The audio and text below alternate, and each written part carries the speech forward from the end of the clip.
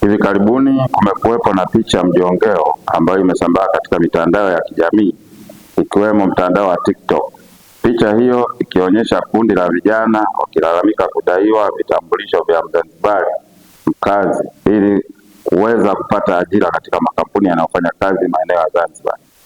Hivyo basi, Jeshi la Polisi mkoa wa Kusini Unguja limefanya uchunguzi wa kina kuhusiana na taarifa pamoja na picha hiyo na kugundua yafuatayo.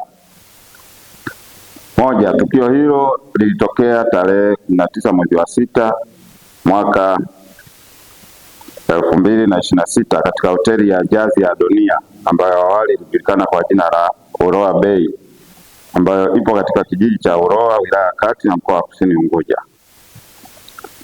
Kiini cha tukio hilo ni baada ya mkandarasi anayejenga majengo ambayo ni kampuni ya CRJE kuweka utaratibu kwa wafanyakazi kuingia katika eneo hilo kwa kutumia kitambulisho cha aina yoyote.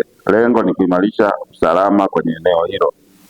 Baada ya kutokea tukio la wizi tarehe 17 mwezi wa 6 mwaka 2026 ambapo mmoja kati ya vibarua alipatikana na vifaa vya ujenzi ambavyo viliibiwa katika eneo hilo.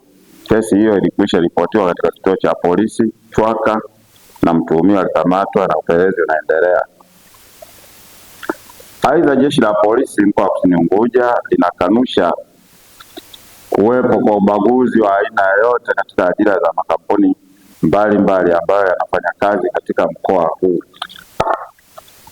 kwani uchunguzi unaonyesha kabisa 90% wafanyakazi wa kampuni hiyo wanatokea bara.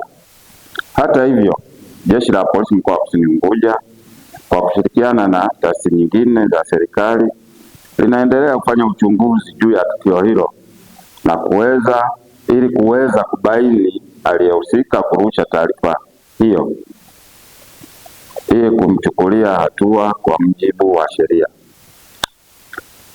Wito wa Jeshi la Polisi. Jeshi la Polisi mkoa wa Kusini Unguja linatoa wito kwa wananchi kupuuzia taarifa hiyo na kuacha mara moja kutumia mitandao ya kijamii kutoa taarifa zinazoleta taharuki kwa jamii.